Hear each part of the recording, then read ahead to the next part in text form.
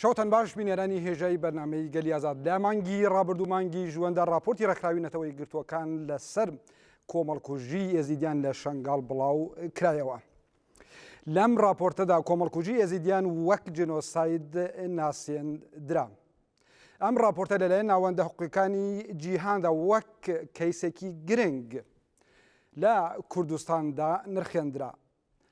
بە هەمان ڕادە ئەم راپۆرتە لە ناوەندە جیهانیەکاندا لە ناوەندە حقوقیەکاندا کەوتە بەر باس و سەرنجدان بە پێچەوانە لە کوردستاندا کەم بایەخ و تەنانەت بێدەنگەی لێکرا. بەرنامەی گەلی ئازادی ئەم جارە بۆ باس و شیتەڵکردنی کەیسی بە جنۆساید ناساندنی ئێزیدیان لە شەنگاڵ تەرخان دەکەین و بۆ ئەو مەبەستەش بەڕێز دکتۆر ڕەفیق سابیر ئێستا لە ئستودیۆ حەزرە. دکتۆر ڕەفیق بەخێر بێ. دکتۆر ڕەفیق باسەکە تایبەتە بە باس و شیتەڵکردنی کۆمەڵکوژی ئێزیدیان لە شەنگاڵ کە ئێستاش درێژێ هەیە. بەڵام بەر لەوەی وەک دەستپێکێک بچینە ناو باسەکەەوە پێم باشەکە پێناسەی کۆمەڵکوژی پێناسەی جنۆساید کە لە ڕاستیدا پێناسەیەکی حقوقیە ئێوە چۆن شرۆڤەکەن فەرموو. جینۆساید بەمانای پاکتاوکردن یا لەناوبردنی ڕەگەزی دێت. ئیتر ئەم لەناوبردنە بەهۆی جیاوازی ئایدنتیەوە هەیە یا شوناسەوەیە کە دەشێت شوناسەکە یا هۆکاری لەناوبردنەکە نەتەوەیی بێ یان ئاینی بێ یاخود ڕەنگی پێست بێت. ئەم لەناوبردنەش ینی هەوڵدانی لەناوبردنی تەواوی گروپەکە یان بەشێکی زۆری بە چەند ڕێگایەک دەکرێت یا بە چەند ڕێو شوێنێک دەکرێت. کەمیان لەناوبردنی فیزیکی جەستەیی و کوشتنی ئینسانەکان، دووەمیان گەمارۆدانی ئەو خەڵکە و تێخزاندنیان لە شوێنێکی ئەوتۆ کە ئیدی وردە وردە لەسەر خۆ بمرن، یان لە ڕێگەی نەهێشتنی زاوزێکردن لە نێوانیاندا، یاخود لە ڕێگەی ئەوەی کە ئەو ئەندامانی ئەو گروپە بگۆڕن. بۆ نمونە ئاینەکەیان بۆ نمونە ئاینی ئێزیدیا مەسیحیە بیان گۆڕن بە ئاینێکی ئیسلامی یان ئیسلامی بیگۆڕن بە ئاینێکی تر. ئەم شێوازە بۆ خۆی ڕاستەکەی کۆنە، ینی کوشتنی بە کۆمەڵ و لەناوبردنی گروپێکی خەڵک بە تەواوەتی یان زۆرترینی یا بەشێکی لە مێژووی مرۆڤایەتیدا کۆنە. بەڵام وشەی جینۆساید ئەو فۆرمە قانونی کە بێ دراوە تازەیە، بۆیە دەگوترێ تێرمێکە بۆ تاوانێکی کۆن، تێرمێکی نوێ بۆ تاوانێکی کۆن. ئەمەڕاستیدا بڵێن سفرکردن یان ئەوەی کە گەلێک ئتنیکێک لە ڕیشەوە دەربهێنرێت یانە مەبەستێکی سیاسیە کە بۆ یانە بە کورتی بڵین ئەوەی کە جەناب دەیڵێ. بەڵام دەزانین کە ئەمە دوا کەیسی جنۆسایدە لە جیهاندا لە درێژایی مێژوودا وەکو جەنابی شدوتت کۆمەڵکوژیلێکی زۆر وەڕێکخراوە. بەشێک لەو کۆمەڵکوژیانە وەکو جینۆساید ناسێندراون لەلایەن ڕێکخراوی نەتەوەی گرتوەکانەوە لەلایەن داهاتگای حقوقی نێونەتەوەیەوە و تاوانبارانیش دراون بە محکەمەی هاگ بەشێکیان. ئێوە لە درێژایی مێژوودا ئەو کۆمەڵکوژیانەی دیکە کە ئێستا ئاخرینیان بڵین کۆمەڵکوژی ئێزیدیانە ئەوانەی دیکە چۆن ئەبینن یانە بڵین زنجیرە ئەو کۆمەڵکوژیانەی کە لە مێژوودا کراون. بەڵێ ڕاستەکەی پێش وەڵایم دەمەوە ئەوە بڵێم کە ئەم کۆمەڵکوژیە لە ناوبردننی بە کۆمەڵە پێشتر کۆم بۆ، بەڵام تەنیا لە ساڵی 1940 نەتەوەیە گرتوەکان بە بڕیارێکی تایبەت کە پێم وابێ بڕیاری 260 ئەم کارەی بە تاواندانا تاوانێکی نێودەوڵەتی تاوانێک دژی مرۆڤایەتی و هەر تەرەف و لایەنێکیش ئەم جۆرە کارە بکات دەبێ ڕوبەڕووی سزای قانونی ببێتەوە. بەڵام ئەگەر ئێمە سەیری مێژووی مرۆڤایەتیکەین، ڕاستەکەی مێژووی کۆنی مرۆڤایەتی هەمووی بەشی زۆری بریتی بووە لە ناوبردنی یەکتری و کوشتنی تەواوی خەڵکەکان. بۆ نمونە بابلیەکان چیان لێ هات، ئاشوورەکان چیان لێ هات، کلدانەکان لە کوێن، بۆیە دوای ئەوە هەموو ئەو ناوچانەی جگە لە دوورگەی عەرەبی ئەمڕۆ عەرەبیان لێ دەژی و 21 وڵاتی هیچیان عەرەبی نەبوون یا ئەسووری بوون یا ساسانی بوون یان ئەماسیخی بوون یان قبتی بوون یان دروست بوون یان فینیقی بوون هەموویان لەگەڵ غەزوی ئیسلام و داگیرکردن لەناوبران بە شێوازی زۆرا و زۆر بە شێوازی فیزیکی یان کوشتنی زمان و کولتورەکەیان و سەپاندنی کولتورێکی تر بەسەریاندا کە سەرنجام ئەمڕۆ نەتەوەیەک بەو ناوانەوە نماونەوە بۆیە گەرێمە بگەڕێنەوە بۆ مێژووی مرۆڤایەتی پڕە لەو کارە ناشرینانە بەڵام لە دنیای مۆدێرندا ئەوەی کە زۆر بەبایەخەوە چایی لێ دەکرێت و یەکەکەم کوشتاری ئەرمەنەکانە کە لەسەر ئاستی دنیا بە جینۆساید ناو دەبرێت و زۆر وڵاتە زیاتر لەسەر 50 وڵاتی دنیا بە ڕسمی دانیان پێداناوە چونکە ئەوە تاوانێکی یەکجار گەورە بوو وە دیاردەیەکی نوێ بوو لە مێژووی مرۆڤایەتیدا بەجارێک لە ناوچەیەک لە ماوەی ساڵێک 2 ساڵ ملیۆن و نیوە ئینسان ناوبران و ئەی ماشەوە ناچارکران ناوچەکە بە جێبێڵەوە بە ناوچەکانی دەور و پشتی تورکیای ئەمڕۆدا بڵاو ببنەوە ئەمە بۆ خۆی تاوانێکی گەورە بوو بەڵام ئەم تاوانە بەبێ سزا دەرچوو من هەمیشە لەو باوەڕدا بووم کە ئەگەر کاتی خۆی تورکیا یا تورک لەسەر ئەم تاوانە لە بیستەکانی سەدەی ڕابردوو یا سیەکاندا سزا بدرابانایە و سەرکردەکانیان بهێنرابانایە بەردەم دادگایەکی نێودەوڵەتی لەوانە بوو کوشتاری جوولەکە ڕووی نەدایە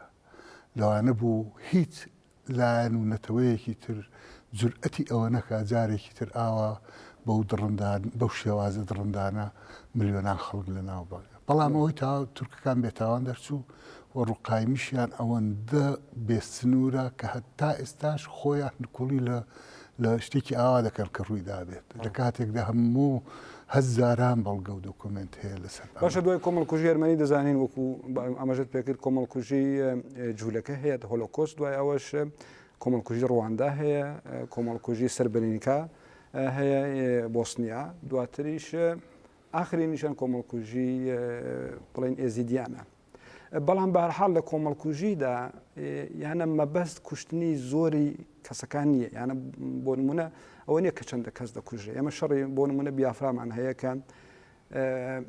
زیاتر لە 100,000 ئینسان کوژا بەڵام لەبەرەوەی کە مەبەستێکی سیاسی نەبووە ئەو کۆمەڵکوژی وەکو بڵێن جنۆساید پێناسە نەکرا وەکو زۆر کۆمەڵکوژی دیکەش بەڵام ئەوانەیە کە بڵێن کە هەن ئەو سێ کۆمەڵکوژیان و ئێستاش کۆمەڵکوژی ئێزیدیان بەتایبەتی ئەوەی کە جامیش باسی کرد بۆ نمونە هێشتا کە دەوڵەتی تورک لەسەر کۆمەڵکوژی ئێرمنیان لەگەڵەوەی کە پارلەمانەکانی ئەوروپا مەسەرەن هەندێکیان لەلایەن خۆیانەوە وەکو کۆمەڵکوژی دەیناسێن بەڵام هێشتا پرۆسێکی حقوقی تی نەکردووە و نەگەیشتوەتە پرۆسسێکی واکە بڵین بەکەرانی کۆمەڵکوژیرانی کەم کەەوەی کە بڵین میراتی ئەوەی ئێستا کە دەوڵەتی تورکیایەکە عوسمانی بوو یا بەشێکی دوایە لە دەوڵەتی نوێی تورکیا بوو بەڵام بەهەرحاڵ بەگشتی ئێستا ئێمە لە حاڵی ئێستادا کۆمەڵکوژیەکی نوێ کە کۆمەڵکوژی ئێزیدیانە هەمانە ئەویش بە کۆمەڵکوژی ناسراوە بە جنۆساید ناسراوە جنۆسایدێکیش لە ڕاستیدا جیاوازیەکەی ئەوەیە کە هێشتا درێژەی هەیە هێشتا بە سەدان ژن و کچ و منداڵی ئێزیدی لە دەستی داعشدان ئێوە ئەم راپۆرتەکە بڵین مانگی ڕابرد و مانگی ژوون بڵاو کرایەوە و بەگشتی ئەم کۆمەڵکوژیە ئێزیدیان پاشخانەکەی بۆچی کۆمەڵکوژی ئێزیدی ڕوویدا ڕاستەکەی کۆمەڵکوژی ئێزیدەکان لەبەر جیاوازی خۆیانە با بڵێن لەو گروپەی کە کارەکەی کردووە کۆم کۆمەڵکوژەکانتر بۆ نمونە گەرەمە نمونەیەکی زۆر نوێتر بگرین لە سوودان دەوڵەتی سوودان کە دەوڵەتێکی عەرەبی ئیسلامیە کۆمەڵکوژی خەڵکی باشووری سوودانی کرد و بە ڕسمیش بە کۆمەڵکوژی ناسرا لەبەرەوەی مەسیحی بوون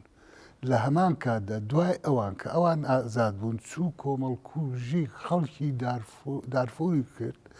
ئەمانە بە ئاین موسڵمانن بەڵام بنەتەوە عەرەبن یعنی لەبەر لەولا لە بەسەبەبی جیاوازی ئاینی لەم لاشەوە بەسەبەبی جیاوازی نەتەوەیی هی ئێزدیەکان هەردوو فاکتەری تێدا کۆبۆتەوە یەکەمیان لە ڕووی ئاینیەوە جیاوازن لە سونەکانی عەرەب کە هەموو کوشتارەکاری ئەم دوو کوشتارەی دوایی و بەشێکی زۆری کوشتارەکانی دیکە جەوان کردویانە جیاوازن لە مسلمانین دووەمینیش کوردن ئێمە تەنیا لەسەر کوردبوون لە باشووری کوردستان دەوڵەتی سونە مەذهەبی عێراقی ئێمە جینۆساید کرد جا بۆیە یەزیدیەکان دوو جار خەتەرن لە عەقڵی شۆڤێنیستی و ڕەگەزپەرستی یا تۆنڕەوی ئەوانەوە دیارە لەبەر ئەم سەبەبەیە یەک دووەمینیش ڕاستەکەی بوونی یەزیدیەکان لەو ناوچەیە وەکو خەنجەرێکە ئەوان بۆ خۆیان بە خەنجەرێکی دەزانن لە دڵی بەشت ناوچەیەکی عەرەبی درابێت ئەوە نابینن کە ئەو ناوچەیە پێشتر زۆرینەی کورد بووە ئەوڕۆ کراوەتە عەرەب بەڵکو ئەوە دەبینن وەکو خەتەرێک بۆ سەر خۆیان بێجگەل لەوەی هەموو ئایدۆلۆژیایەکی تونڕەوی بە تایبەتی ئایدۆلۆژیای ئیسلامی سیاسی ناتوانێت قبوڵی خەڵکی تر بە تایبەتی ئاینی جیاوازتر بکات ئەمە ڕۆژانە لە هەرێمی کوردستان جۆمان لێ دەبێت بەو پەڕی شەرمەزاری و شوورەییەوە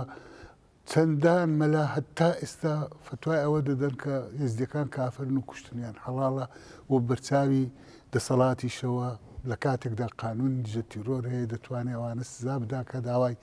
توندوتیژی لەو جۆران ڕەواز پێ دەدەن مەبەستم ئەوەیە یعنی ئایدۆلۆژیای ئەوەندە تەسکە ئەوەندە خۆپەرستە ئەوەندە تاریکە ناتوانێت چاو لە بەرامبەر تەرەفێکی تر و لایەنێکی تر بکاتەوە ناتوانێت بچێت دیالۆگی لەگەڵ بکات ناتوانێت قبوڵی بکاوەکو ئینسان پێش هەموو شتێک بۆیە ئاسانترین ڕێگە دەتوانێت دەگرێتە بەر کە بە تایبەتی کە دەسەڵاتی هەبێ ئەویش لە ناوی دەبات لە ناوبردنەکە بۆ ئەو ئیتر ئەمە کلیلێکە بۆ بەهەشت ئەمە پاکانەیەکە لە قورئان وەریگرتووە لە حەدیث وەریگرتووە کە ئەوەی کافر بێ یان غەیرە موسڵمان بێ یان باوەڕی بە ئاینێکی تا خودایی نەبێت بڕۆمیان کوژن لە ناویان بەرن بۆیە مەسەلەکە وەکو کتم یەکەم ئێزدەکان دوو جار بەخەتەرن دووەمینیش جیاوازی نەتەوەی ئاینیان لایەنێکی دیکەش ئەوەیە کە بە درێژایی مێژوو لە هاتنی ئیسلام بۆ کوردستانەوە ئەمانە بەر شاڵاوی جینۆساید کەوتن و بەشی زۆریشی ئەم شاڵاوی ببوورە لە ناوبردنش لە سەردەمی عوسمانەکاندا بووە بەڵێ ڕاست ئەوەی کە بڵین لە ڕاستیدا ئەمە یەکەمین کۆمەڵکوژی نییە لەسەر ئێزیدیان بە پێی بڵین ڕەوایەتی ئێزیدیان بۆ خۆیان هەتا ئێستا 73 یانە بەم کۆمەڵکوژی نوێەوە کە ساڵی 2014 ئاب کراوە یا ئێستاش کە درێژێ هەیە دەبێتە 74 کۆمەڵکوژی کە ئێزیدیان بۆ خۆیان پێی دەڵێن فەرمان لە دژیان درراوە لە ڕاستیدا ئەوەی کە جەناب ئاماژە پێکرد ئەو دوو هۆکارێک کە هەمیشە بڵین لە دژیان یانە بڵین بوونەتە هۆی کۆمەڵکوژی بەڵام من دەمەوێت پرسیارەکە بیخەمەوە سەر خۆمان یانە بڵین بەگشتی کورد ئەوەی کە بەڕاستی کە جەنابەت باسیەوە کرد کە هێشتا مەلای کورد هەیە بە شەرمەوە کە ئێزیدی بە ناموسڵمان دەزانێت بەڵام پێت وانە ئێمە جۆرێک کولتوری دروست کردووە کە ئێمە کۆمەلگەی یەزیدی دەزانین لە باشووری کوردستاندا کە بەڕاستی لە هەڵاوەردنێکی بڵین ئەتنیکی دابوون لە شارەکانی باشووری کوردستان خەرێکی ئیشی زۆر ئەوەی کە پێ دەڵێن ئیشی زۆر لە خوارەوە لە مەیخانەکان نازانم لەو پڕی کرێکاری ئەوانەدا ئەمە لە کاتێکیشدا بووە کە حکوومەتی هەرێمی بڵین باشووری کوردستانە بووە دەسەڵاتی کوردی هەبوو ئەمانە یەزیدیەکان بە شێوەیەک لە بنی هەڵاورد نابوون پێت وە نییە ئەو هۆکارانە هەبوون بۆ ئەوەی کە ئێستاش کاتێک کۆمەڵکوژی ئێزیدی کرا ئەو دەنگدانەوەی بەو شێوەیە نەبوو یانە ئەو هەستەی کە دەبواە کورددەری ببڕیبایە لە بەرامبەر کۆمەڵکوژیەکی ئاوە ترسناکدا کە لە ڕاستیدا لە دنیادا مێژوو نییە کە ئەوەی کە لە راپۆرتی ڕێکخراوی نەتەوەیەکگرتوەکاندا دەخوێندرێتەوە کە ژن هەیە کە ژنی ئێزیدی هەیە کە 20 جار فرۆشراوە هەر جارەی بە 150 دلار تا 2000 پێت وایە خودی کۆمەڵکورد لەباری ئەخلاقیەوە چ شتێکی لەسەر بۆ ئەوەی کە کاردانەوەیەکی وامان ئێمەنیش نەدیت لەلایەن کۆمەڵگەی کوردەوە ئێزدەکان تەنیا بازی جیاوازی ئاینیان نادەن بازێکی گەورەی کوردبوونیشیان دەدەن دوژمن بە کوردیان دەزانێ کوردیش هێشتا نەگەیشتوێتەوە ئاستەی ئەوان وەکو خۆی 100% وەکو کوردێکی تری کوردی ناوچەی شنگاڵ وە کوردی دهۆک و زاخۆ و سلێمانی هەولێر چاو لێ بکات ئەوان بە کوردی خۆیان بە کورد دەزانن بەڵام کورد قەت داکۆشی لەوان نەکردووە کورد قەت ئەوانی نەپاراستووە کورد بە پێچەوانەوە بە درێژایی لە سەردەمی عوسمانیەکاندا چەندان جار پێش لەشکری عوسمانی کەوتون ئەوان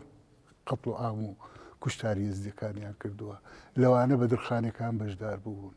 دەیان و دۆکۆمنت هەیە لەسەر ئەوەی مەلای کوێرە مەلای کۆرەی ڕەوانزی مەلا محەممەد ڕەوانزی قەتڵ و ئامێکی لە ناو یزدیەکان کردوێتەوە دەبێ بڵێ کێ کام میری کورد کە دەسەڵاتی هەبووە بەشداری بۆ ئەوەی پارێکی چەور لای عوسمانەکان وەربگرێت بەشداری نەکردووە لە کوشتاریەوە ئەوان خۆیان بە کورد دەزانن بەڵام کورد تا ئێستا نەیتوانی و دیفاعیان لێ بکە و لەوەش خراپتر ئەوەیە کورد هێشتا دەیەوێت لە ژێر چەپۆی کێدات دابن و ناوچەکانیەوان کۆلۆنیایەکی کوردی بێت بەبێ ئەوەی بتوانای ئەوەیان هەبێ دیفاعیان لێ بکە لە کاتی تەنگاندا بێ ئەوەی توانایان هەبێ پیرۆزەکانیان بپارێزن پێش ئەم کوشتارە چەندەها جار شنگال و ناوچەکانیان تەقینەوەی یەکجار گەورەی تێدا دەکرا بۆ لەوێ دەکرا بۆ لە زاخۆ نەدەکرا بۆ نمونە دەڵم بۆ لە کۆیە نەدەکرا ئەم زۆرە تەقینەوانە مەسەلەکە کەواتە کەمتەرخەمیە لە پاراستنی ژیانی ئەوانەدا بۆیە من پێم وایە ئەوان لە هەموو کوردێکی کە زیاتر بازی کوردبوونەکەیان دەدەن بەڵێ باشە هاوکات دەزانین کە دکتۆر ڕەفیق کاتێ بەڕاستی ئەم راپۆرتە لە مانگی ژوێندا بڵاو بۆ یانە نێوڕاستی مانگی ڕابردوو لە کۆمەلگای ڕۆژاوا غەربدا زۆر کەوتە بەرسەرنج بۆ نمونە لە وڵاتێکی سوید کە من و جەنابت دەژین مێدیای سویدی زۆر بە پانوپڕی باسییان کرد لە ڕۆژنامەکاندا بە درێژی لێکدانەوەی لەسەر کرا باشە با بڵێن ئەمە سوید لەبەرەوەی کە وڵاتێکە کە بەتایبەتی پەیوەندی بە کەیسی جۆنەساید و هەندێک وەکیل و محامی زۆر گەورەی لە ئاسینەوەتەوەیدا هەیە بەڵام ئەم کۆمەڵکوژە بۆ ئەوان یەکجار گرنگیانە دەنگدانەوەی هەبوو و بەتایبەت باسی ئەوشکراکەم کۆمەڵکوژە چەندە دەتوانێت کاریگەر بێت لە داهاتی ڕۆژهەڵاتی ناوەڕاستە نەتەنها بۆ یەزیدی بەڵام ئەم راپۆرتە گرنگە لە کوردستانە نەکەوتە بەرسەرنج پێت وایە بێجگە لەم هۆکارێک کە جەنابەت باسی کرد ئایا هۆکاری دیکە هەیە کە بۆ ئەم راپۆرتە نەکەوتە بەرسەرنجی کۆمەلگای کوردی بەتایبەتی کۆمەڵکوژیە کە ئێساش درێژەی هەیە من پێم وایە بەشێکی بۆ کەمباخی و گوێنەدان دەگەڕێتەوە من لە بیرمە لە ببوورە جەنابەت هەر لەم پەیوەندەدا وتارێک نووسیەوە بەڕاستی یانە شۆڤەی ئەمەد کردووە پێم باشە کە هەر لەو ڕوانگەوە بۆ چوونەکانی خۆ من لە بیرمە لە هەفتاکاندا کە کوشتاری سەبرا و شاتیلا ڕوویدا لە کاتی شەڕی ناوخۆی لوبناندا بە کەوەمەکی ئیسرائیل کۆمەڵێک لە کەتائبی کە سەرهی مەسیحەکان چوون پەلاماری دوو ئۆردوگای گەورەی فەلەستینیەکانیاندا و چەند سەد کەسێکیان لەوێ کوشت لە سەبرا و لە شاتیلا من لە بیرمە ئەو کاتە ڕووناکبیرانی کورد ئەوەندەی ئێستاکە لەسەر ئێزدیەکان هاتنە دەنگ ئەو کاتە لەسەر کوشتاری فەلەستینیەکان هاتنە دەنگ ئەوەی کە ئێستا ئەمڕۆ ئەم بێدەنگیە ئەمە بۆ خۆی بەڕاستی بۆ خۆی نەک هەر مای نیگەرانیە مای شەرمەزاریشە تۆ 400,000 کەست بکەوێتە دەستی دوژمن هەتا ئێستاش بە هەزاران کچ وەکو تۆوت ڕۆژی وایە هیوان تێدا 20,000 فرۆشراوەتەوە ئەو راپۆرتە باسی ئەوە دەکات لە زمانی شاید حاڵەکانەوە ژنان خۆیانەوە بەشێکی گرنگی بۆەوە تەرخان کراوە چ کارە ساتێکیان بەسەر هاتووە بەڵام لە بەرامبەرەوەدا کۆمەڵی کوردستان بە قەد موچەی دواکەوتنی موچەی یەک مانگ لە باشووری کوردستان خەڵک بەتەنگەوە نەبوو سەبەبێکی ئەوەیە لاوازی هەستینەتەوەیە بەهێزبوونی فکری ئاینی کولتوری ئاینی ئیسلامیە ئێستاش من چەند ڕووناکبیری یزدی لە تەلەڤیزیۆن هاتۆ قسەی کرد و دەڵێن لە دۆک هیچ کەسێک ناچێت لە دوکانی یزدیەک شت بکرێگەر پێیان وایە گڵاوە شتەکاری ئەکە خۆگەر مەتعامێک دانێ ئەوە هەر دەبێت دوای هەفتە بیپێسێتەوە لە کەش و هەوایەکی ئاوادا لە وڵاتێکدا کە زمینەی دروستبوونی نەتەوە نەرەخساوە کە زمینەی یعنی بیر و بۆچوون و هەستی هاونەتەوەیی هاوکولتوری هاوزمانی نەبۆتە بناغە و لە زیاتیان عشایریەت و حیزبایەتی و میر و میرچێتی جێگەی گرتوتە لە کۆمەڵگەیەکی ئاوادا بە دڵنیاییەوە بەشێک بەتەنگ بەشێکی کەوێەوە نابێت کاتێک بەش نەتەوەیەک بۆ بەشێکەکەی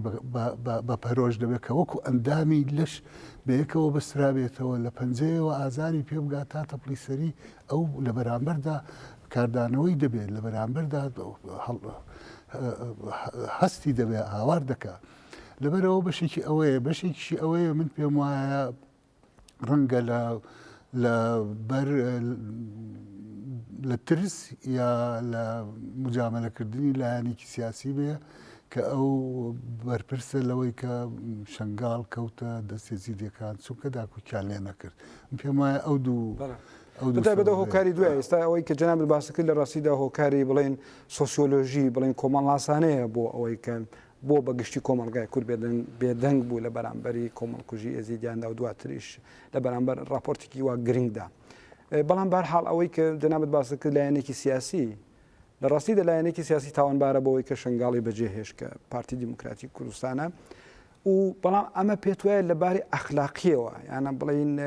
کاتێک کە ئەمە لە کۆمەلگای کورددا چەندین کۆمەڵکوژی دیکەمان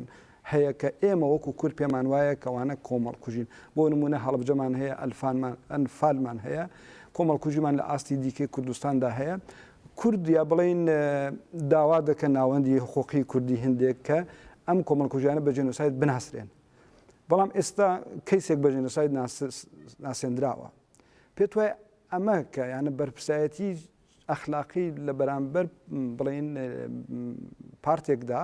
یا بڵین کە ئێستا لە دەسەڵاتی کوردستاندایە بۆ ئەوەی کە بۆ جارێک بۆ هەمیشە ئەو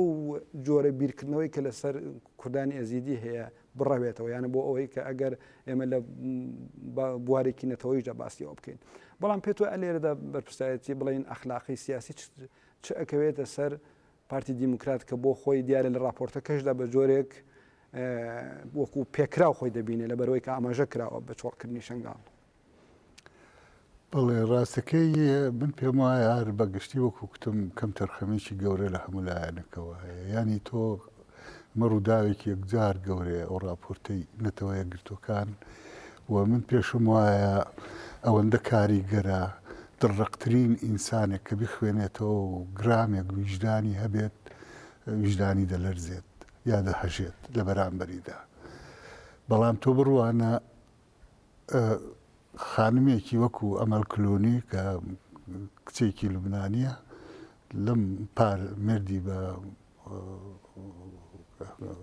هونەرمەندێکی سینەمای کلۆنی کرد ئەو بۆتە پارێزەری ئەمە کەیسە خۆبەخشانە و بەشێکی زۆر گرنگی کات و ژیانی خۆی بۆ ئەو مەسەلەیە تەرخان کردووە لە کاتێکدا ئێستا دەبوو بە سەدان قانونناس و پارێزەر یا محامی کورد لە هەموو بەشەکانی کوردستان تێکەڵای ئەو ڕۆژەبوونایە دەبوو ئەو راپۆرتە ئێستا نەک جارێک دوو جار تەرجەمە بکرابایە دەبوایە لە کەناڵەکانی دەیان سەدان سیمینار و کۆڕی لە کەناڵەکانی تەلەڤیزیۆن لە ڕادیۆ لە سنتەر ڕووناکبیریەکان لەبارەوە بکرێت ئەو کچانە دەبوو سەدان کەس خۆیان تەرخانکەن وەکو کۆکردنەوەی دۆکۆمنت لەسەر ئەو ژن و کچە منداڵانەی کە لە کۆمەڵکوژیەکە دەرباز بوون هەموو دقیقەیەکی ژیانی ئەوان مردنێک بووە و تۆمارکردنی هەر دقیقە و هەر ڕۆژ و هەر سعاتێکی ژیانی ئەوانە بایەخێکی گەورەی خۆی هەیە شاید حاڵێک کەسێک دێ لە ناو دۆزەخێکەوە هاتووتە دەرەوە و دێ باسی دۆزەخەکەت بۆ دەکات لە ڕووی سایکۆلۆژیەوە لە ڕووی ڕۆحیەوە لە ڕووی فیزیکیەوە تۆ دەیبینی شوێنەوارەکەی چۆنە بەسەریەوە دەبووی ئێستا چەندان سنتەری سایکۆلۆژیک دەروونناسی هەبان بۆ ئەوەی ئەم ژن و کچانەی کە لەوێ دەرباز بوون بچن لەوێ چارەسەر وەربگرن یارمەتی وەربگرن کۆمەک وەربگرن لەبەر ئەوە کە تۆ تەماشا دەکەی سیر دەکەی دروست و کۆی لە پاکستان ڕوویدابێ لە کورد نەقەوماوێ و کارەساتە بۆ بەشێکی خەڵکی ئێمە بەداخەوە ئەوەیە وەکۆی لە پاکستان ڕوویدابێ یا لە فەڵەستین ڕوویدابێ بەڵێ بەس بەڕاستی یانەوەی کە زۆر جێگەی سرنجە چون بۆ نمونە ئامادەکەری راپۆرتەکە پۆنتا کار لە دیپۆنتا لە وتوێژێکدا لەگەڵ ڕۆژنامەی بەناوبانگی سویدی سوێنسکە داگبلادت باسیەوە دەکات کە ئەم کۆمەڵکوژیە لە کۆمەڵکوژی ڕواندا و سربرینیکا کۆمەڵکوژی بڵێن یوگۆسلاوی کۆن بۆسنیا زۆر بەرینترە یانە زۆر خراپترە یانە کۆمەڵکوژیەک بڵێن لە ڕواندا 1 ملیۆن ئینسان کوژران لە بۆسنیا ڕادەیەکی یەکجار زۆر و شەڕێکە هەموو ئوروپای لە ماوەی چەندین ساڵدا بەخۆیەوە خەری کرد و چەندین نەتەوە پێکەوە هەڵبژران بەڵام ئامادەکاری راپۆرت تەنانەت کۆمەڵکوژی بڵێن ئێزیدی لەوان بە خراپتر دەزانێت پێت وایە بێژگە لەو هۆکارانە ئێستا تۆ باست کرد کە لە کۆمەلگای کووردا بەداخەوە ڕیاکسیۆنەکە ئاوایە بەڵام یانە قوڵایی کارەساتێک لە ڕواندا و لە سربرینیکا خراپتر بێت یانە قوڵتر بێت بەڵام کوردیش بەڵام ئێستاش ئەو بێدەنگی هەیە بەڵام تۆ پێت وایە چییەکە یانە وای کردووە کە بەو شێوەیە پێناسە بکرێت ئەو کۆمەڵکوژیانە لەسەر ئاستێکدا بۆ لە کارەساتی ڕواندا قوڵترە یەکەمیان لەبەرەوەی ئێزدەکان بۆ خۆیان گروپێکی تایبەتی ئەتنیکی و یا ئاینین و بە درێژایی مێژوو هەڕەشەی لە ناوچوونیان لەسەر بووە ئێستاش هەڕەشەی لە ناوچوونیان لەسرە کارێکی لەو جۆرە ئەگەر ئەو ڕۆژەی کە ڕوویدا پێشی پێنەی گیرابایە بەلای زۆرەوە لەوانە بوو 300,000 ئێزدی هەر لەوێ بکوژرێن ئەنی ئەمە یەک کە خەتەری ئەوەیان لەسەر بە تەواوەتی لەناو ببردرێن و تا ئێستاش ئەو خەتەرە ماوە دووەمیان ئەوەیە لە هیچ کۆمەڵکوژیەک هەندێ لەو تاوان و دڕنداتی و بربەرێتی کە ڕووی داوە پێشتر ڕووی نەداوە ئەمەش تایبەت مندی دڕنداتی ئیسلامی تونڕەوە کە دەتوانێت زۆر لە پیاوکوژێکی ڕواندی یا سەربی دڕندەتر و جانەوەرانتر تاوانەکە بکات و مۆدێلێکی نوێی کوشتن و تیرۆر پیشانی دنیا بدە لە هیچ کام لەو کۆمەڵکوژیانەی کە ڕووی داوە ئەوە نەبووە کە تۆ بێنی منداڵی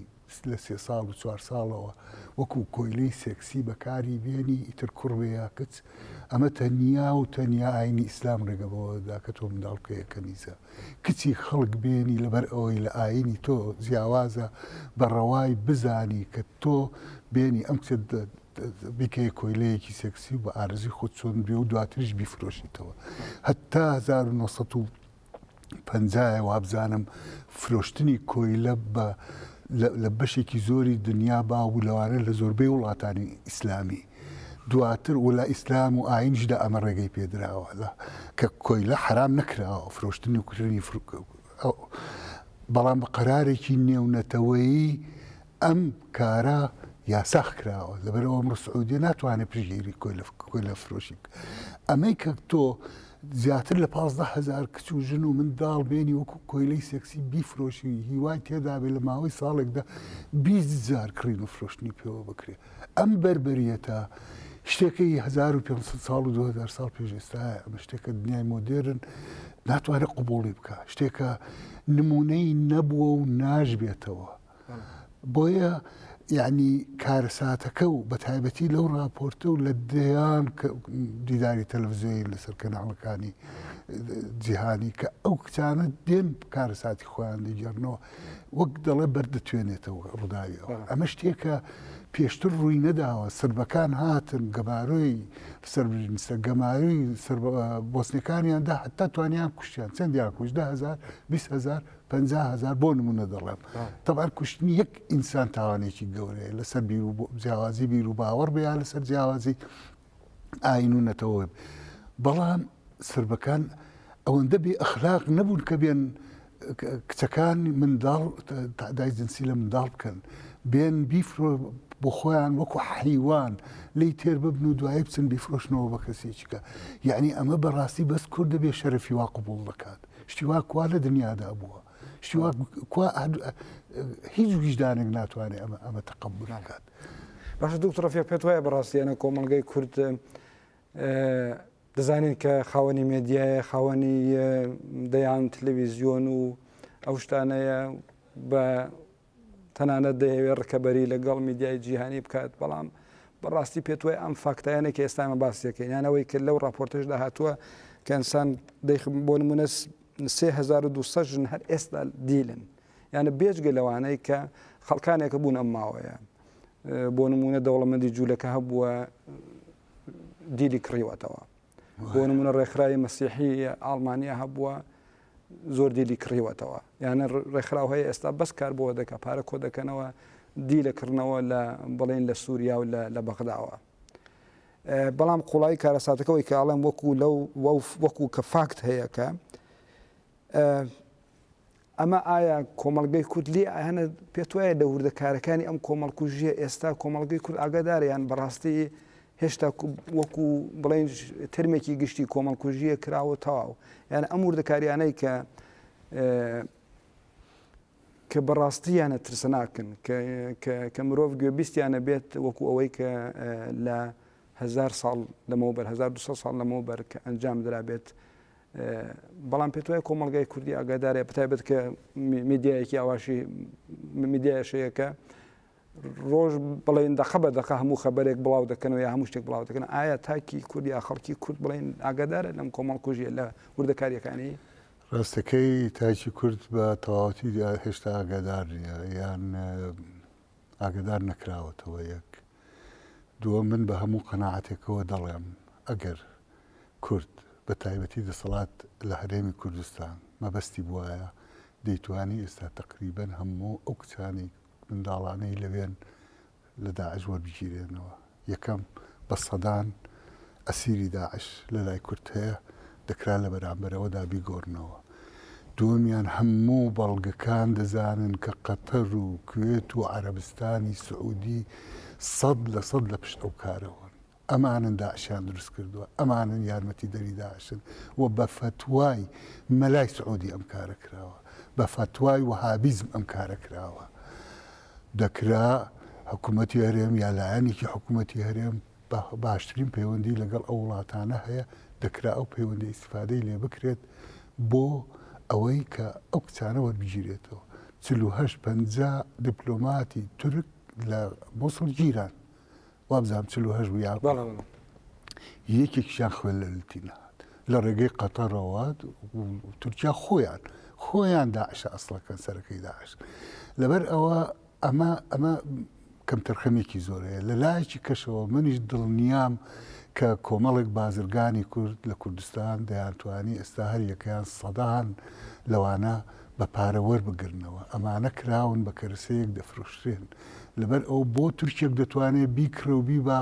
وەکو کۆیلەیەکی سێکسی لە تورکیا بەکاری بێنێ یا لە قەتەر بەکاری بێنێ یا لە سعودی بەکاری بێنێ بۆ کوردێک ناتوانێت وەکو ئینسان ئەمە بکە بەڵام بۆ ئەمە ناکرێ کاک سیاوەژ یعنی ئینسان پێشەوەی کورد بێ پێشەوەی مسلمان بێ پێویستە ئینسان بێ ئینسان کە نقصانی لە ئینسانێتیدا هەبوو تۆ ناتوانانی چاوەڕێ هیچ شتێکی لێ بکەیت بەڵێ پاشەوەی بەڕاستی یانە خودی یەزیدیەکان جەناب تەنانەت لەو وتارەشدا ماژێت پێیەکەی کە لە زمانی میرتەحسینەوە کە دەڵێ ئێمە فرۆشراین بەڕاستی پێت وایە کە ئەمان فرۆشتان بەڵام دواتر داعشیش بۆ خۆی دانەدایان فرۆشێت بەم و بەو بەتایبەتی ژن و منداڵ وەکو کۆیلە و تەنانەت یانە دەنگۆی واش هەیە نەدەنگۆ هەندێک فاکتا هەیە هەندێک دکومنتەر بەتایبەت دکومنتەرێکی تەلەڤیزیۆنی سوید هەیە کە هێشتا بڵاو نەکراوەتەوە من لەگەڵ بەشێکی وەرگێڕانەکەی کار دەکەم باسیەوە دەکات بۆ نمونە کوڕانی بڵێن مێر منداڵی ئێزیدی کە دیل کراون ئەمانە لە کەمپی تایبەتدا مەشقیان پێدەکرێت ئەمانە مێشکیان شۆراونەتەوە کراون بە داعش بۆ نمونە بەڵام بە هەر حاڵ پێت وایە ئایا هۆکار ئەو فرۆش یانە هێشتا کۆمپلێکس یان بڵێ گرەی ئەو فرۆشرانەیە کە ئاوا دیسانە کە هەر بەرامبەر بە ئێزیدی و کەیسی ئێزیدی کەم تەرخەمی هەیە ڕاستەکەی ئەو ڕۆژێک کە تاوانەکە ڕوویدا چەند سعاتێک دوای ئەوە میرتەحسین ئەو قسەیە کردی ئێمە فرۆشراین من لەو قسەیە و لەو هاوارەی میرتەحسیندا ئازاری هەموو ئینسانیەتم تیابەدی کرد ئەوەی شەخ وتی ئەو دەبێت خۆی ڕوونکردنەوە لەبارەی هەندێک شتەوە بدات ئەمە تاوانێکی گەورەیە کە فرۆشران کەواتە دەبێت بپرسرێت چێ فرۆشتنی لەبەر ئەوە ئەمە من پێم وایە پێویستی بە بەڵگەیەکی زۆر هەیە بۆ ئەوەی ئەو شتە ڕوون بکرێتەوە و ناکرێت کەسێک لایەنێک بەو شێوێت و مەدبار بکرێت دەکرێت کەم تەرخەمیە هەڵاتنە ترسنووکیە لە بەریش لە شەڕ ترسانە لە شەر بەڵام ئەمەیان وەکو گوتم ئەگەر لە ڕووی قانونیەوە بگری لە ڕووی ویژدانیشەوە بگری و لە ڕووی ئەخلاقیشەوە بگری دەبێت بە بەڵگە بسەلمێنرێ ئەمەیان بۆیە ئەو لایەنەیان دەمینێتەوە بۆ داهاتوو بۆ لێکۆڵنەوەکانی داهاتوو بەڵام ئەوەی کە دەمینێتەوە هیچ گومانێک لەوەدا نییە کە تورکیا ئاکتەرێکی زۆر بەهێزی ئەم تاوانەیە ئەسڵن داعش هەمووی لە ڕێی تورکیاوە هاتوونەتە سووریا و عێراقیشەوە دووەم قەتەر و عەرەبستانی سعودی ئەوان هەتا ئەم ساتەش لە ڕووی مادیەوە کۆمەک و داعش دەکەن بۆیە ئەوانە فرۆشیارەکە ئەمانەن بێزگە لە دل لە ڕووی تۆ لۆمپە و خوێڕی و هیچ پۆچی تر کە دێک کۆیلە دەکرێتەوە دەبێ کولتورێک چەند داڕزاو بێ چەند نائینسانی و بەربەری وحشی گەریانە بێت کە قبوڵی ئەوە بکات لە ناو بازار ئینسانێک بفرۆشرێت وەکو کۆیلەیەکی سێکسی بیبات کەسێکی کە بێ بیباتەوە ماڵەوە ئەوە بکە ئەم بەربەریەتە لە وڵاتێکی ئیسلامی دانوێت لە وڵاتی ئیسلامی دانوێت لە کوێی دنیا بەو شێوەیە ماوە لەبەر ئەوە ئەسڵی گرفتەکە لە کولتور و ئەخلاقێکدایە کە ڕێگە بەو شتانە دەدات کۆمەڵێک جانەوەر دێن ڕەنگە لە هەموو شوێنێک دەرفەت هەبێ کۆمەڵە جانەوەر بێن کۆمەڵە کەڵک بفرێن کەس بفرێن و بچن تعدای جنسیان لێ بەڵام کاتێک کۆمەڵگە کولتور سیستمی سیاسی ڕێگەی ئەم بێ ئەخلاقی دەدا کەواتە ئەمە لێرە قسە لە ئەزمەیەکی ئەخلاقی گەورە دەکەین لەو کۆمەڵگا و لە وڵاتانەدا بۆیە دیار دێوەکو داعشی لێ دێتە بەرهەم باشە لایەنێکی دیکە لەم کۆمەڵکوژێتە یان ئەمە زۆرتر باسی خۆمان دەکەین چون بەڕاستی نییە کۆمەڵکوژیەکە لەسەر کورد لەسەر ئێزیدی کراوەوە کوردیش بۆ خۆی بەشێکی گەورە لەو بەرپرسیایەتێ دەبێ هەڵبگرێتە بەڵام لایەنێکی دیکە کە بۆ نمونە وشەی پێشمەرگە وشەیەکی پیرۆزە وەکو هەتا ئێستا لە ئەدەبیاتی کوردیدا لە واقعی سیاسی کوردیشدا یان وەکو هێزێکی بەرگری کار کە بەرگریە کات لە کوردێک لە دژی ئەنفال لە دژی جۆنۆساید لە دژی کۆمەڵکوژی بەڵام لەم کەیسەدا بەداخەوە لە راپۆرتەکەشدا هاتووە کە پێشمەرگە وەکو هێزێک کە هەڵاتووە ناسێنراوە پێت وایە ئەمە لەسەر خودی پیرۆزی وشەی پێشمەرگە لەسەر ئەوەی کە هێزی بەرگریکاری کورد کە هەتا ئێستا پێشمەرگە بووە ناسێنراوە پێت وایە بەتایبەت لەبارەی بڵێن ئەخلاقیەوە دەتوانێت کاریگەریەکی لەسەر خودی پێشمەرگە وەکو هەمباری سمبولیکەکەی هەمووەکو هێزێکی بەرگریکاریش دابنێت راپۆرتەکە لە پەرەگرافی 26 و 27 و 28 باسی ئەوە دەکات کە پێشمەرگەکان بەبێ ئەوەی خەڵکە ئاگادارکەن هیچ خەڵکیان ئاگادار نەکردووە بەبێ ئەوەی هیچ جۆرە مقاومەتێک بکەن کشانەتەوە ئەمە قسەی راپۆرتەکەی ئەگەر زانیارێکی دیکە هەبێ دروست پێچەوانەی ئەوە دەبێ ڕوونکردنەوە بنتەوە یەکگرتوەکان بدا و بەڵگەوە بیسەلمێنێت ئەمە بۆ خۆی بە دڵنیاییەوە پەڵەیەکی شەرمەزاری گەورەیە بە نێوچەوانی پێشمەرگەوە چونکە ئەمە نە ئەخلاقی پێشمەرگەیە نە کولتوری پێشمەرگەیە نە تاریخی پێشمەرگەش بەو شێوەیە هاتووە پێشمەرگە ناوەکەی خۆی بە دیاری پێ نەبەخشراوە ناوی پێشمەرگە لەوە هاتۆ کە مەرجی خۆی دەخاتە پێش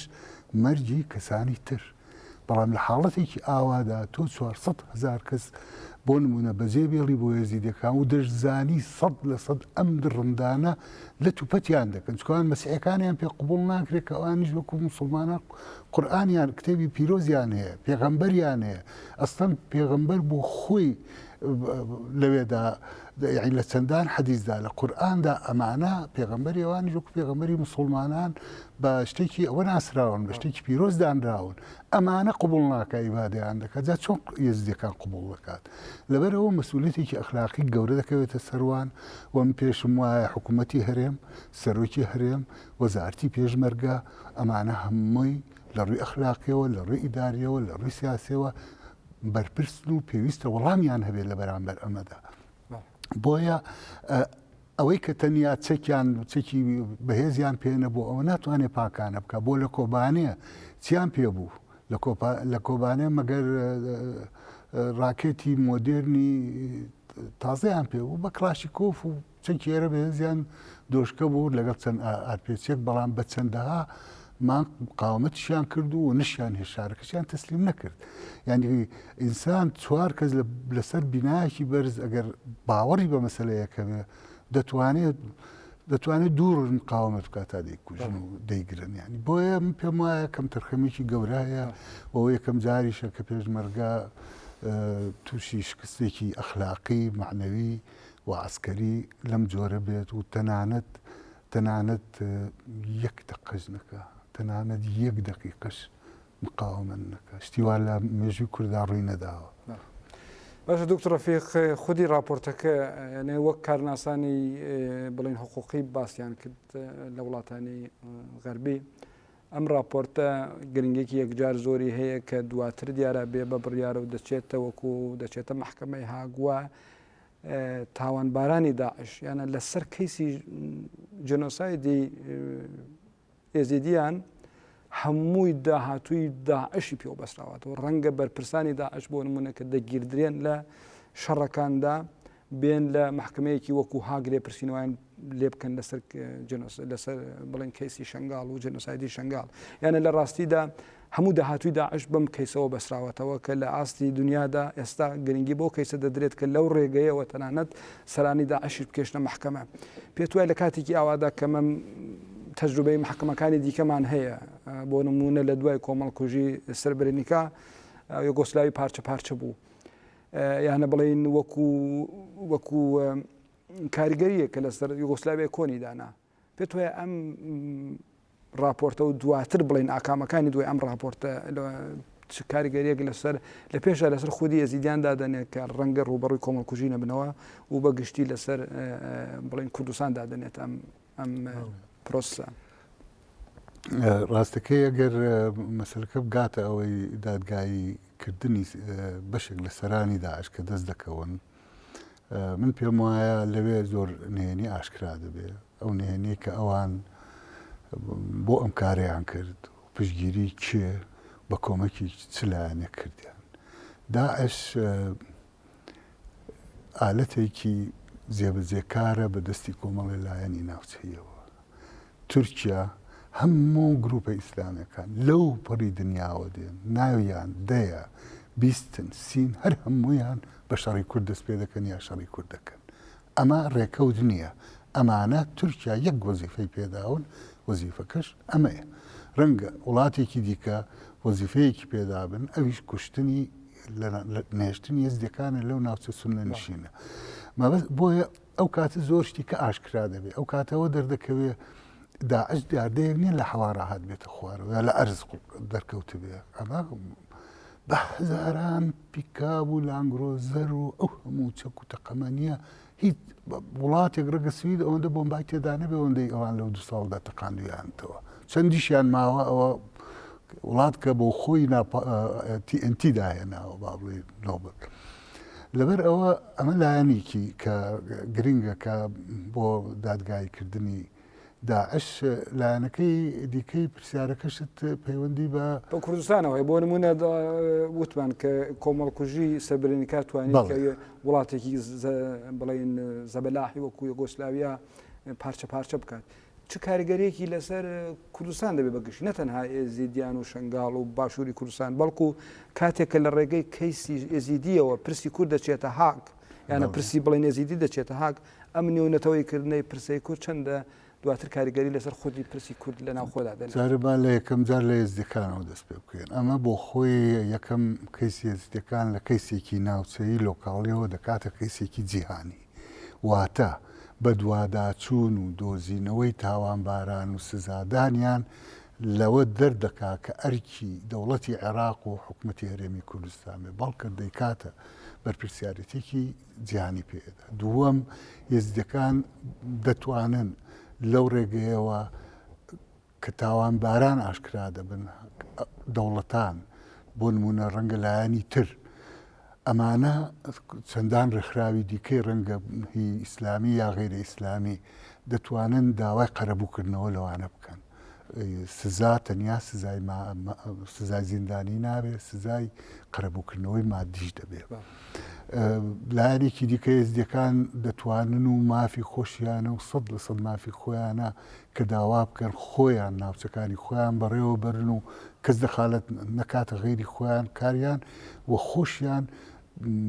نەتەوەیە گرتوەکان بۆ نمونە لەژێر سەرپەرشتی ئەواندا بپارێزرێن و ژیانی خۆیان بەردەوام بن. بە نسبەتی کوردستانیشەوە بە دڵنیاییەوە دەوەستێت سەر ئەوەی ئەنجامەکەی چ دەبێت. یەکەمیان ئەمە بۆ خۆی مژدەیەکی گەورە دەبێت بۆ خەڵکی کوردستان، دووەم ئەمە بۆ خۆی سەرەتایەک دەبێت بۆی کەیسی کورد فراوانتر لە دنیادا بناسرێ، سەرەتایەک دەبێت بۆی کورد بەڕاستی زیاتر بە هەستێکی کوردستانیانەوە هەست بە ئازاری بەشەکانی دیکەی کوردستان بکات، ڕەنگە لە ڕووی سیاسیشەوە عاقبەتی لێ بکەوێتەوە کە جارێ ڕەنگە زۆر زوو بێ پیا و باسیەوە. زۆر سپاس دکتۆر ڕەفیق. بەڵام لە کۆتاییدا پرسیارێکی زۆر کورت ئەویش زمانەوانی دیار دەزانین کە کۆمەڵکوژی یانە ئەوەی کە جەنۆساید بۆ خۆی ترمێکیە بڵین ترمێکی حقوقیە، بەڵام لە کوردیدا ئێمە کۆکوژیمان هەیە، کۆمەڵکوژیمان هەیە، هەندێک دەستەواژی ئەوە بەکار دەبن کە لە ڕاستیدا ڕەنگە جێگەی خۆی نەگرێ. پێشنیاری ئێوە چییە بۆ نمونە وشەیەکی کوردی بەرامبەر بە جێنۆساید؟ من بۆ خۆم پێشتر لە هەندێک شوێن باسی ئەوم کردو بەڕاستی هەم خۆی ئەمە کۆکوژیە زیەکان، بەڵام کۆکوژی نییە بەتەنیا. کۆکوژی ئەوەیە کۆمەڵێکی زۆر خەڵک دێنی هەزارن دەهزارن بڵێ نۆک سەربرینسە دەیدایان کوژی. ئەمە کۆکوژیە. ئەگەر لە کودەتایەک دەکرێت دەی 50 کەس 100 کەس 1000 کەس ئەو بە کۆمەڵ هەمویان دەکوژی. بەڵام ئێزدەکان کۆکوژیە، بەڵام کۆکوژی بەس نییە بۆ ئێزدەکان 100% جینۆسایدە. واتە گروپێکن لەبەر جیاوازی ئەتنیکی و ئاینیان تووشی ئەو کارە بوون. جینۆساید دواتە لە ناوبردنی ڕەگەزی، لە ناوبردنی نەژادی با بڵێین. بۆیە هیچ جینۆسایدەکە هی ئێزدەکان و بۆ ئەم کەیسە بەی ئەنفالیشەوە من پێم وایە جوانترین و دروستترین وشەیەک لە ڕووی علمیشەوە جینۆسایدەکەیە، تێرمێکی جیهانیشە و ئەوانی کە ناتوانن مانای تەواوەکەی بدەن بەشێکی مانای جینۆساید دەدەن، یانی نەک هەموو جینۆساید. زۆر سپاس بۆ بەشداریت بەڕێز دکتۆر ڕەفیق سابر. زۆر سپاس دەکەین. سپاس بۆ ئێوەش. بەڵێ بینەرانی هێژە بەرنامەی گەلی ئازاد بوو تایبەت بە کەیسی بە جێنۆساید ناساندنی ئێزیدیان. جێنۆسایدێک کۆمەڵکوژیە کە هەر ئێستا درێژەی هەیە. 3200 ژن ئێستاش لە دەستی داعشدان. لە ئازادی و بۆ ئازادی بژین ماڵتەنەوە.